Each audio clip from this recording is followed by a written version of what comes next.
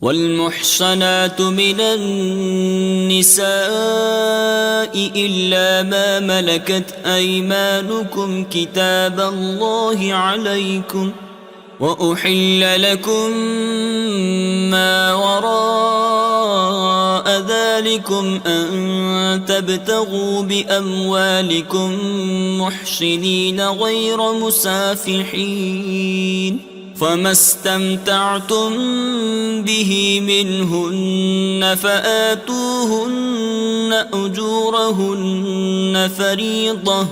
ولا جناح عليكم فيما تراضيتم به من بعد الفريضة إن الله كان عليما حكيما ومن لم يستطع منكم طولا أن ينكح المحصنات المؤمنات فمما ملكت أيمانكم من فتياتكم المؤمنات والله أعلم بإيمانكم بعضكم من بعض فانكحوهن بإذن أهلهن وآتوهن أجورهن بالمعروف محصنات غير مسافحات ولا متخذات أخدان فإذا أحصن فإن أتين بفاحشة فعليهن نصف ما على المحصنات من العذاب ذلك لمن خشي العنة منكم وأن تصبروا خير لكم والله غفور رحيم يريد الله ليبين لكم ويهديكم سنن الذين من قبلكم ويتوب عليكم والله عليم حكيم والله يريد أن يتوب عليكم ويريد الذين يتبعون الشهوات أن تميلوا ميلا عظيما يريد الله أن يخفف عنكم وخلق الإنسان ضعيفا يا أيها الذين آمنوا لا تأكلوا أموالكم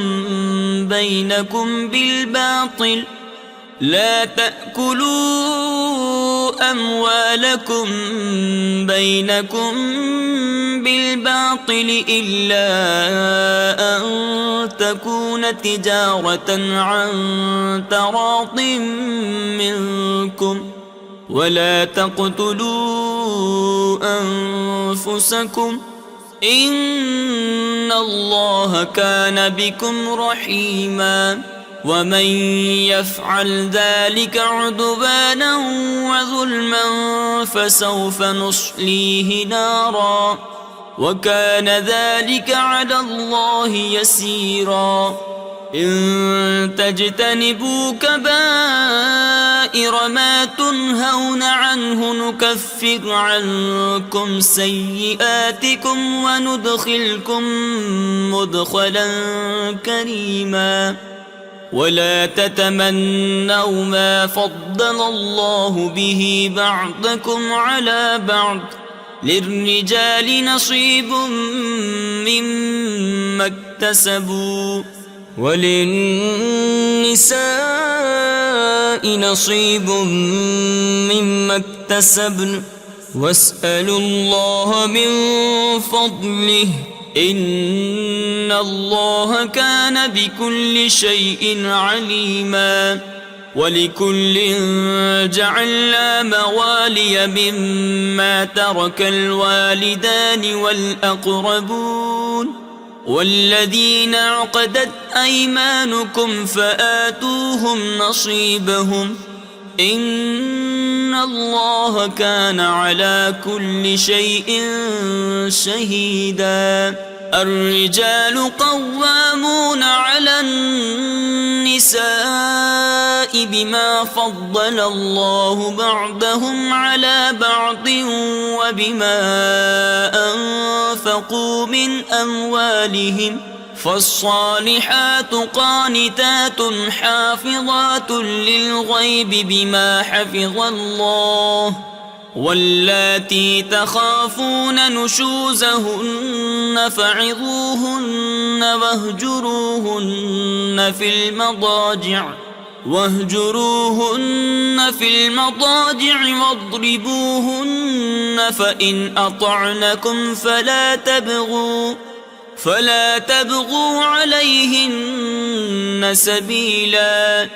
إن الله كان عليا كبيرا وإن خفتم شقاق بينهما فابعثوا حكما من أهله وحكما من أهلها إن يريدا إصلاحا يوفق الله بينهما إن الله كان عليما خبيرا واعبدوا الله ولا تشركوا به شيئا وبالوالدين إحسانا وبذي القربى واليتامى والمساكين والجار ذي القربى والجار الجنب والصاحب بالجنب وابن السبيل وما ملكت أيمانكم إن الله لا يحب من كان مختالا فخورا الذين يبخلون ويأمرون الناس بالبخل ويكتمون ما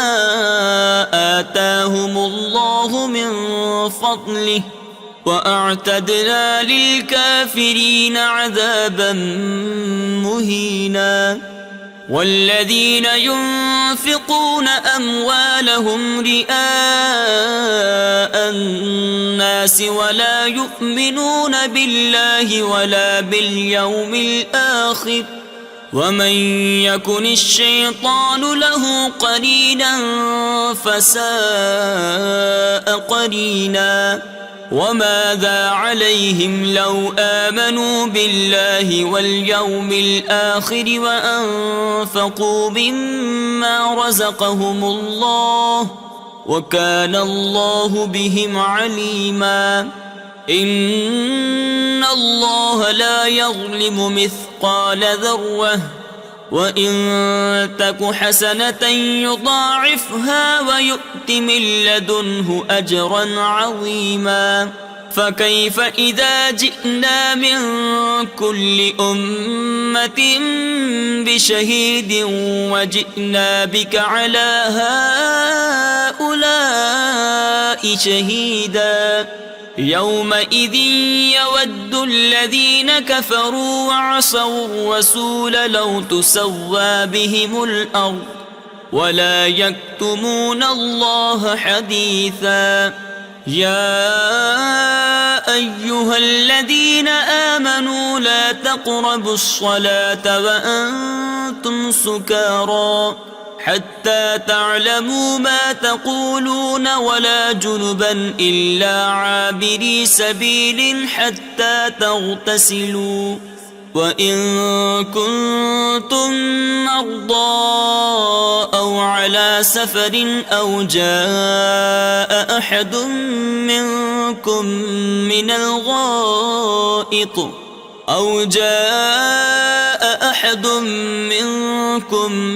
من الغائط أو لامستم النساء فلم تجدوا ماء فتيمموا صعيدا طيبا فامسحوا بوجوهكم وأيديكم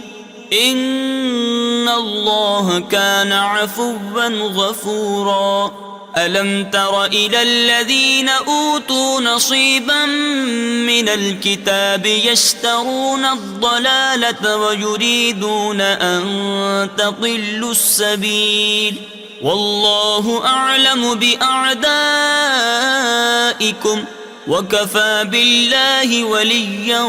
وكفى بالله نصيرا من الذين هادوا يحرفون الكلم عن مواضعه ويقولون سمعنا وعصينا واسمع غير مسمع وراعنا ليا بألسنتهم وطعنا في الدين ولو أنهم قالوا سمعنا وأطعنا واسمع وانظرنا لكان خيرا لهم وأقوم ولكن لعنهم الله بكفرهم فلا يؤمنون إلا قليلا يا أيها الذين أوتوا الكتاب آمنوا بما نزلنا مصدقا لما معكم من قبل أن نطمس وجوها فنردها على أدبارها أو نلعنهم كما لعنا أصحاب السبت وكان أمر الله مفعولا إن الله لا يغفر أن يشرك به ويغفر ما دون ذلك لمن يشاء ومن يشرك بالله فقد افترى إثما عظيما ألم تر إلى الذين يزكون أنفسهم بل الله يزكي من يشاء ولا يظلمون فتيلا انظر كيف يفترون على الله الكذب وكفى به إثما مبينا ألم تر إلى الذين أوتوا نصيبا من الكتاب يؤمنون بالجبت والطاغوت ويقولون للذين كفروا هؤلاء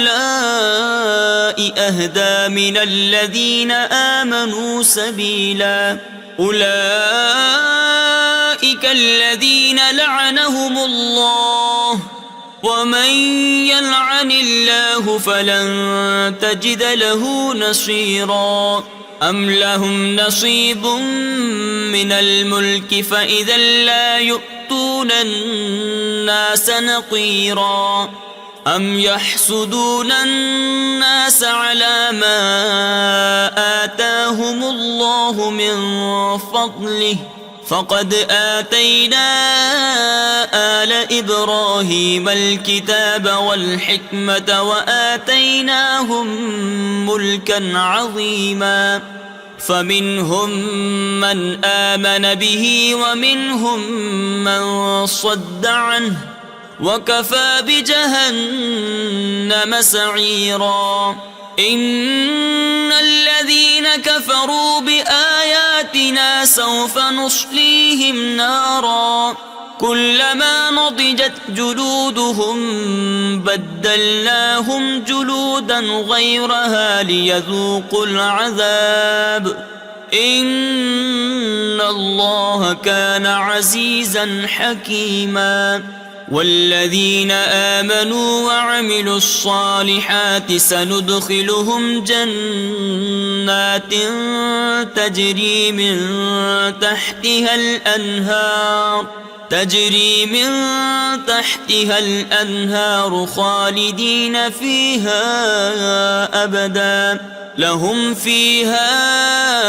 أزواج مطهرة وندخلهم ظلا ظليلا إن الله يأمركم أن تؤدوا الأمانات إلى أهلها وإذا حكمتم بين الناس أن تحكموا بالعدل إن الله نعم ما يعظكم به إن الله كان سميعا بصيرا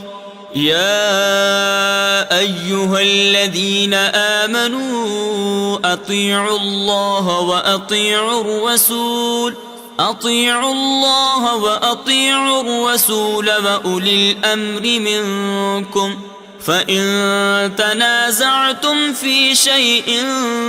فردوه إلى الله والرسول إن كنتم تؤمنون بالله واليوم الآخر ذلك خير وأحسن تأويلا ألم تر إلى الذين يزعمون أنهم آمنوا بما أنزل إليك وما أنزل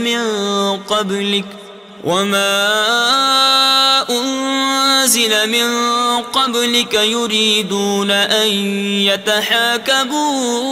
إلى الطاغوت وقد أمروا أن يكفروا به ويريد الشيطان أن يضلهم ضلالا بعيدا وإذا قيل لهم تعالوا إلى ما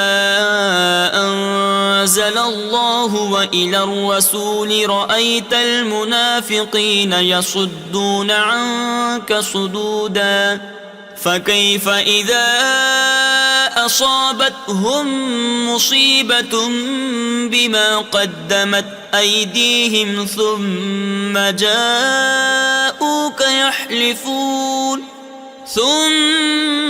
جاءوك يحلفون بالله إن أردنا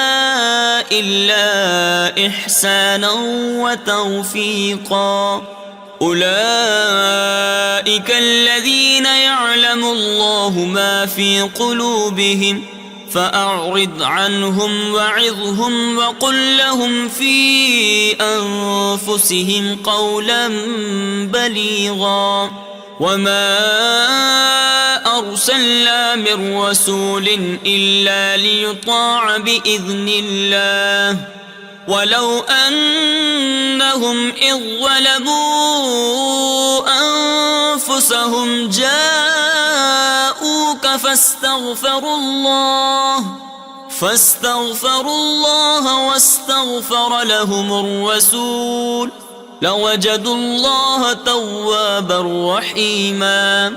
فلا وربك لا يؤمنون حتى يحكموك فيما شجر بينهم ثم لا يجدوا في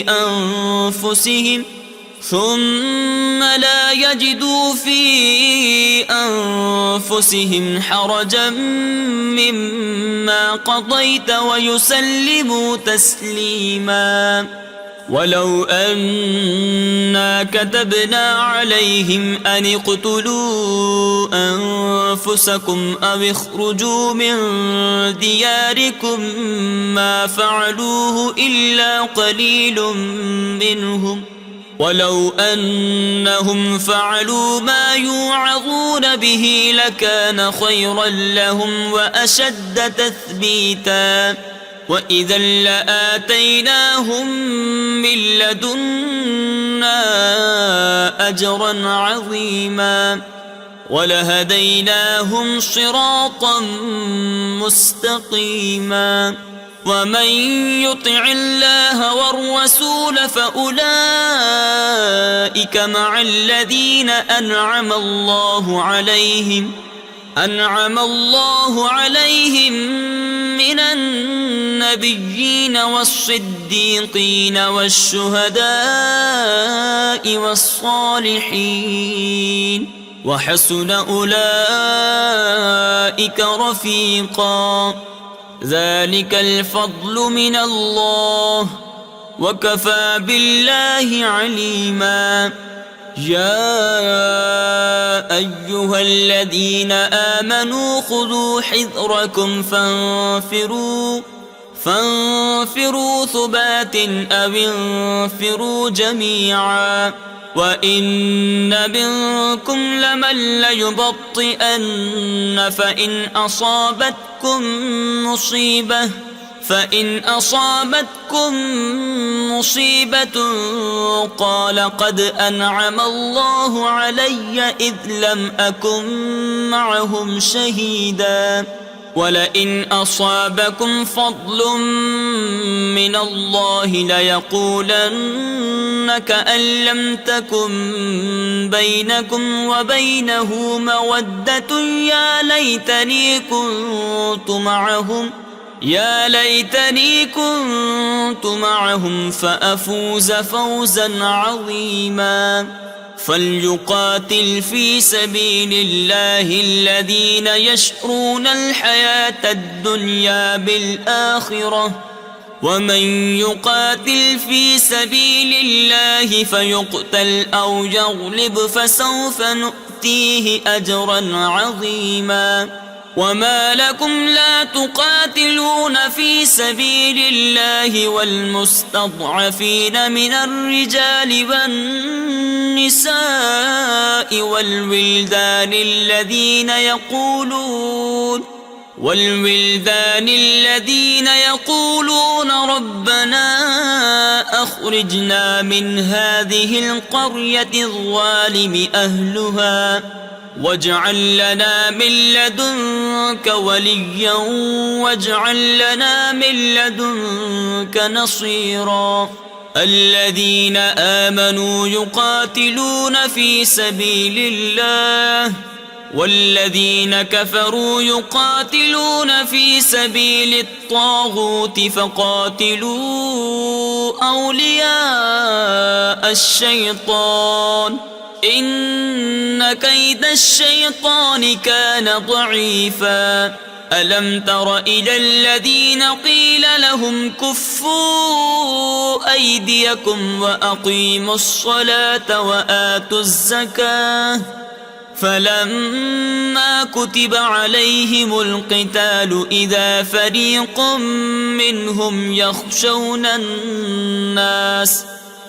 فريق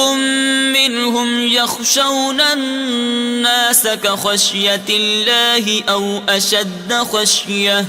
وقالوا ربنا لم كتبت علينا القتال لولا أخرتنا إلى أجل قريب قل متاع الدنيا قليل والآخرة خير لمن اتقى ولا تظلمون فتيلا أينما تكونوا يدرككم الموت ولو كنتم في بروج مشيدة وإن تصبهم حسنة يقولوا هذه من عند الله وإن تصبهم سيئة يقولوا هذه من عندك قل كل من عند الله فما لهؤلاء القوم لا يكادون يفقهون حديثا ما أصابك من حسنة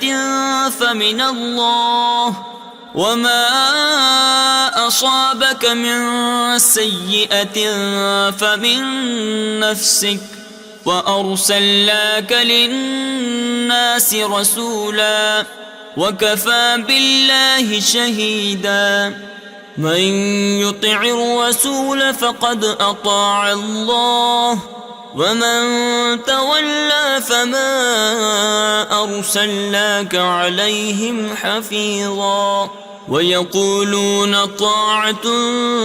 فإذا برزوا من عندك بيت طائفة منهم غير الذي تقول والله يكتب ما يبيتون فأعرض عنهم وتوكل على الله وكفى بالله وكيلا أفلا يتدبرون القرآن ولو كان من عند غير الله لوجدوا فيه اختلافا كثيرا وإذا جاءهم أمر من الأمن أو الخوف أذاعوا به ولو ردوه إلى الرسول وإلى أولي الأمر منهم لعلمه الذين يستنبطونه منهم ولولا فضل الله عليكم ورحمته لاتبعتم الشيطان إلا قليلا فقاتل في سبيل الله لا تكلف إلا نفسك وحرض المؤمنين عسى الله أن يكف بأس الذين كفروا والله أشد بأسا وأشد تنكيلا من يشفع شفاعة حسنة يكن له نصيب منها ومن يشفع شفاعة سيئة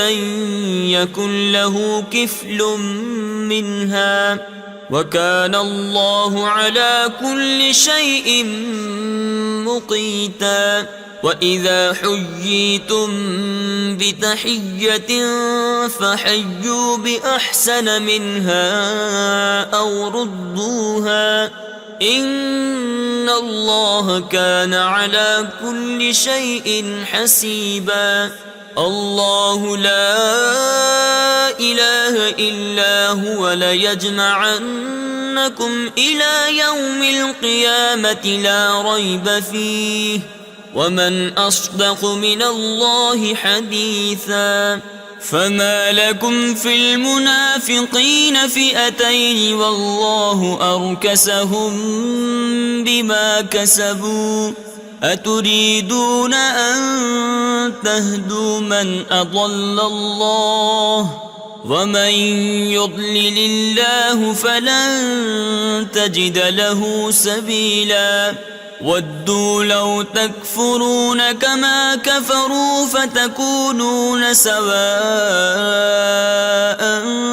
فلا تتخذوا منهم أولياء حتى يهاجروا في سبيل الله فإن تولوا فخذوهم واقتلوهم حيث وجدتموهم ولا تتخذوا منهم وليا ولا نصيرا إلا الذين يصلون إلى قوم بينكم وبينهم ميثاق أو جاءوكم حصرت صدورهم أن يقاتلوكم أو يقاتلوا قومهم ولو شاء الله لسلطهم عليكم فلقاتلوكم فإن اعتزلوكم فلم يقاتلوكم وألقوا إليكم السلم فما جعل الله لكم عليهم سبيلا ستجدون آخرين يريدون أن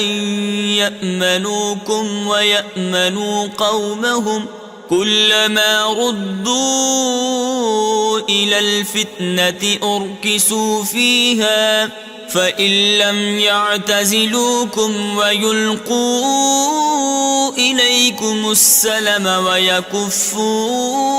أيديهم فخذوهم واقتلوهم حيث ثقفتموهم وأولئكم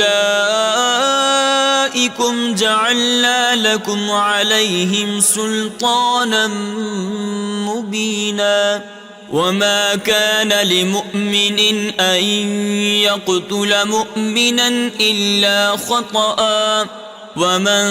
قتل مؤمنا خطأ فتحرير رقبة مؤمنة ودية مسلمة إلى أهله إلا أن يصدقوا فإن كان من قوم عدو لكم وهو مؤمن فتحرير رقبة مؤمنة وإن كان من قوم بينكم وبينهم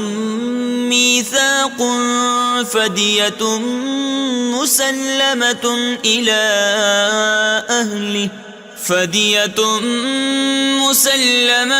إلى أهله وتحرير رقبة مؤمنة فمن لم يجد فصيام شهرين متتابعين توبة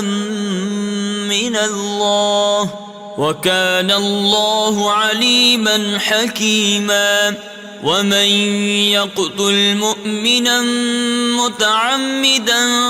فجزاؤه جهنم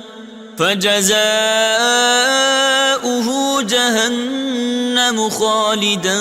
فيها وغضب الله عليه ولعنه وأعد له عذابا عظيما يا أيها الذين آمنوا إذا ضربتم في سبيل الله فتبينوا ولا تقولوا لمن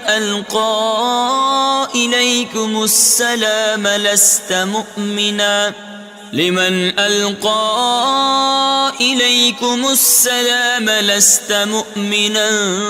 تبتغون عرض الحياة الدنيا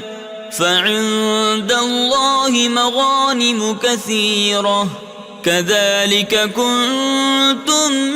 من قبل فمن الله عليكم فتبينوا إن الله كان بما تعملون خبيرا لا يستوي القاعدون من المؤمنين غير أولي الضرر والمجاهدون في سبيل الله بأموالهم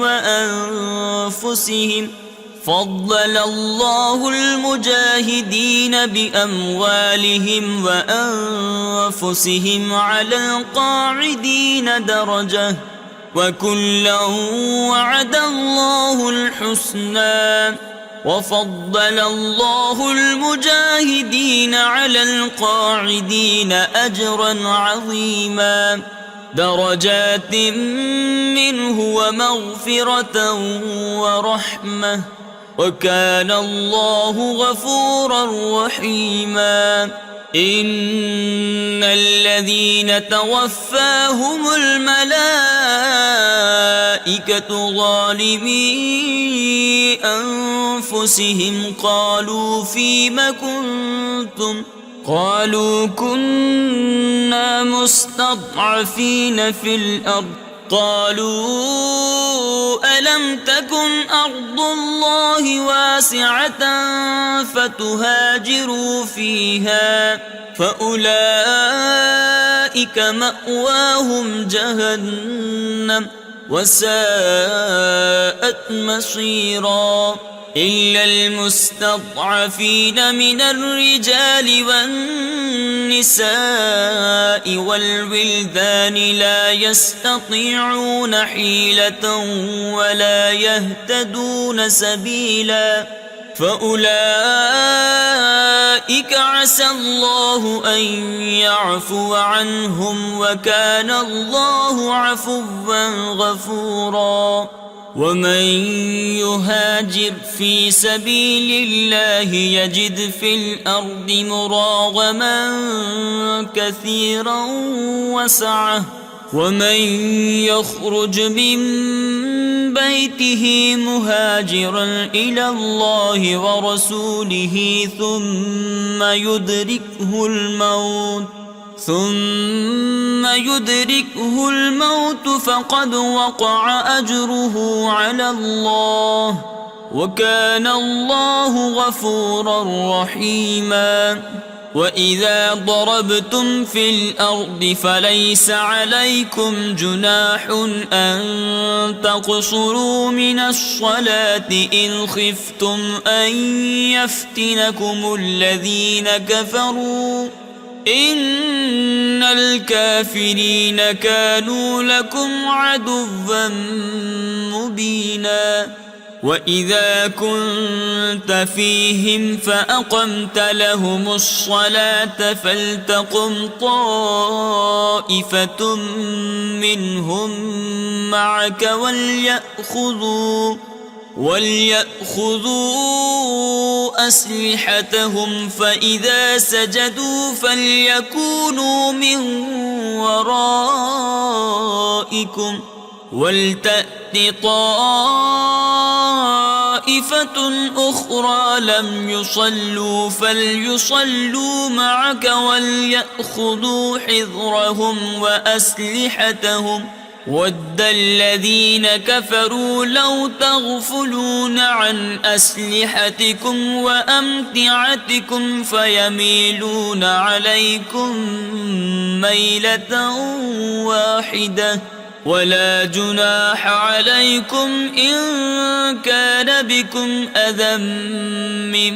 مطر أو كنتم مرضى أن تضعوا أسلحتكم وخذوا حذركم إن الله أعد للكافرين عذابا مهينا. فإذا قضيتم الصلاة فاذكروا الله قياما وقعودا وعلى جنوبكم، فإذا اطمأننتم فأقيموا الصلاة إن الصلاة كانت على المؤمنين كتابا موقوتا. ولا تهنوا في ابتغاء القوم إن تكونوا تألمون فإنهم يألمون كما تألمون، وترجون من الله ما لا يرجون، وكان الله عليما حكيما. إنا أنزلنا إليك الكتاب بالحق لتحكم بين الناس بما أراك الله، ولا تكن للخائنين خصيما، واستغفر الله إن الله كان غفورا رحيما. ولا تجادل عن الذين يختانون أنفسهم إن الله لا يحب من كان خوانا أثيما. يستخفون من الناس ولا يستخفون من الله وهو معهم إذ يبيتون ما لا يرضى من القول، وكان الله بما يعملون محيطا. ها أنتم هؤلاء جادلتم عنهم في الحياة الدنيا، فمن يجادل الله عنهم يوم القيامة أم من يكون عليهم وكيلا. ومن يعمل سوءا أو يظلم نفسه ثم يستغفر الله ثم يستغفر الله يجد الله غفورا رحيما ومن يكسب إثما فإنما يكسبه على نفسه وكان الله عليما حكيما ومن يكسب خطيئة أو إثما ثم يرم به بريئا فقد احتمل بهتانا وإثما مبينا ولولا فضل الله عليك ورحمته لهمت طائفة منهم أن يضلوك وما يضلون إلا أنفسهم وما يضرونك من شيء وأنزل الله عليك الكتاب والحكمة وعلمك ما لم تكن تعلم وكان فضل الله عليك عظيما لا خير في كثير من نجواهم إلا من أمر بصدقة أو معروف أو إصلاح بين الناس ومن يفعل ذلك ابتغاء مرضات الله فسوف نؤتيه أجرا عظيما ومن يشاقق الرسول من بعد ما تبين له الهدى ويتبع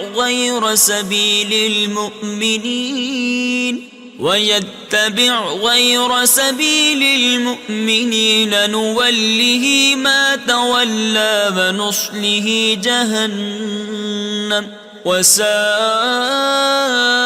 مصيرا إن الله لا يغفر أن يشرك به ويغفر ما دون ذلك لمن يشاء ومن يشرك بالله فقد ضل ضلالا بعيدا إن يدعون من دونه إلا إناثا وإن يدعون إلا شيطانا مريدا لعنه الله وقال لأتخذن من عبادك نصيبا مفروضا ولأضلنهم ولأمنينهم ولآمرنهم فليبتكن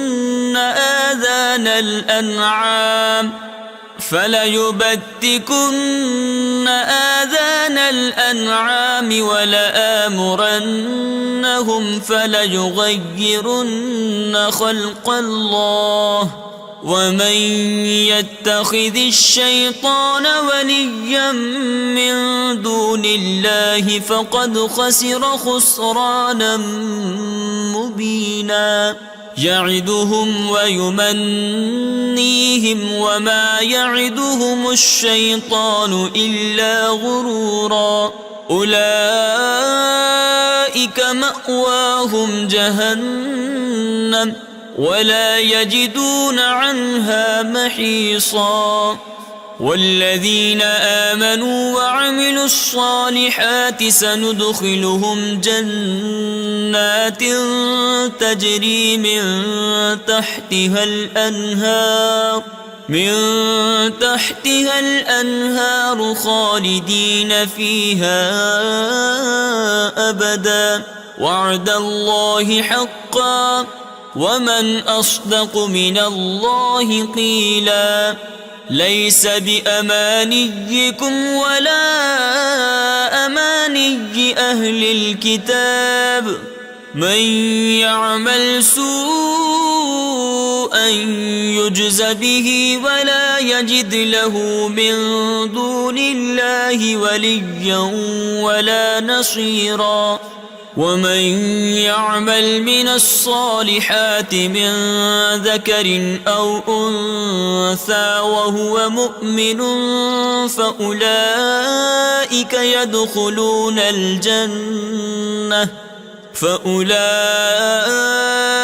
يدخلون الجنة ولا يظلمون نقيرا. ومن أحسن دينا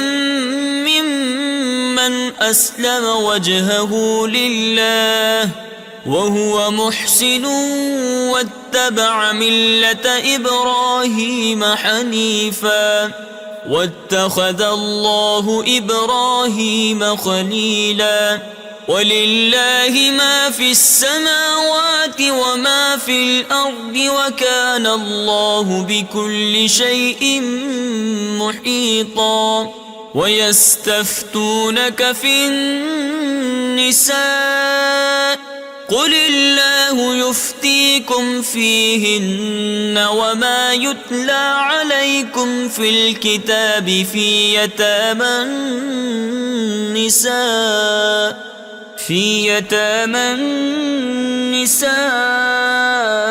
اللاتي لا تؤتونهن ما كتب لهن وترغبون أن تنكحوهن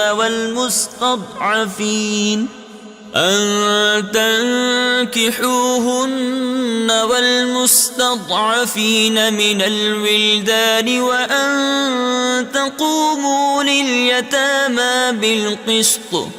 وما تفعلوا من خير فإن الله كان به عليما. وإن امرأة خافت من بعلها نشوزا أو إعراضا فلا جناح عليهما أن يصلحا بينهما صلحا والصلح خير. وأحضرت الأنفس الشح وإن تحسنوا وتتقوا فإن الله كان بما تعملون خبيرا. ولن تستطيعوا أن تعدلوا بين النساء ولو حرصتم فلا تميلوا كل الميل فتذروها كالمعلقة. وإن تصلحوا وتتقوا فإن الله كان غفورا رحيما. وإن يتفرقا يغن الله كلا من سعته وكان الله واسعا حكيما. ولله ما في السماوات وما في الأرض ولقد وصينا الذين أوتوا الكتاب من قبلكم وإياكم أن اتقوا الله وإن تكفروا فإن لله ما في السماوات وما في الأرض وكان الله غنيا حميدا. ولله ما في السماوات وما في الأرض وكفى بالله وكيلا. إن يشأ يذهبكم أيها الناس ويأتي بآخرين وكان الله على ذلك قديرا. من كان يريد ثواب الدنيا فعند الله ثواب الدنيا والآخرة وكان الله سميعا بصيرا. يا أيها الذين آمنوا كونوا قوامين بالقسط شهداء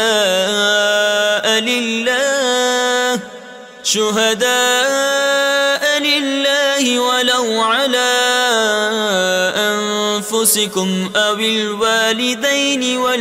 والأقربين إن يكن غنيا أو فقيرا فالله أولى بهما فلا تتبعوا تتبعوا الهوى أن تعدلوا وإن تلووا أو تعرضوا فإن الله كان بما تعملون خبيرا. يا أيها الذين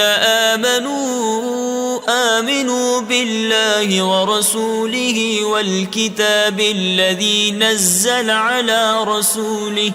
والكتاب الذي أنزل من قبل ومن يكفر بالله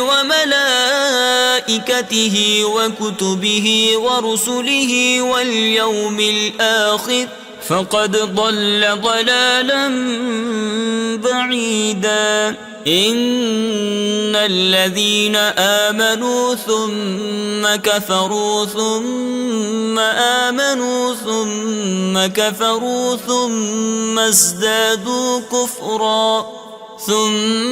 ازدادوا كفرا لم يكن الله ليغفر لهم ولا ليهديهم سبيلا. بشر المنافقين بأن لهم عذابا أليما. الذين يتخذون الكافرين أولياء من دون المؤمنين أيبتغون عندهم العزة فإن العزة لله جميعا. وقد نزل عليكم في الكتاب أن إذا سمعتم آيات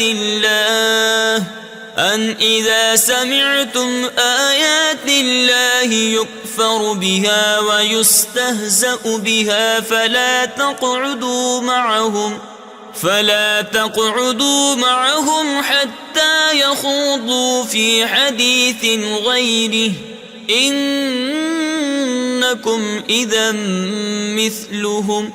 إن الله جامع المنافقين والكافرين في جهنم جميعا. الذين يتربصون بكم فإن كان لكم فتح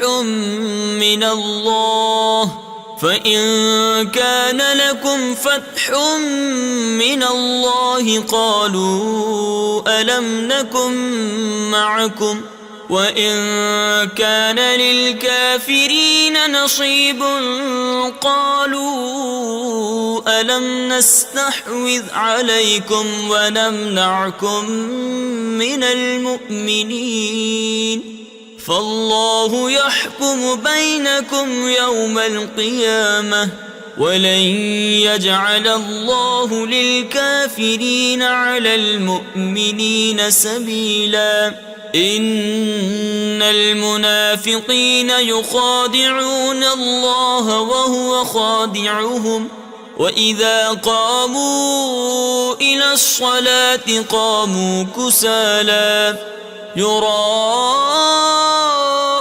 الناس ولا يذكرون الله إلا قليلا مذبذبين بين ذلك لا إله هؤلاء ولا إله هؤلاء ومن يضلل الله فلن تجد له سبيلا. يا أيها الذين آمنوا لا تتخذوا الكافرين أولياء من دون المؤمنين أتريدون أن تجعلوا لله عليكم سلطانا مبينا. إن المنافقين في الدرك الأسفل من النار ولن تجد لهم نصيرا إلا الذين تابوا وأصلحوا واعتصموا بالله وأخلصوا دينهم لله فأولئك مع المؤمنين وسوف يؤتي الله المؤمنين أجرا عظيما ما يفعل الله بعذابكم إن شكرتم وآمنتم وكان الله شاكرا عليما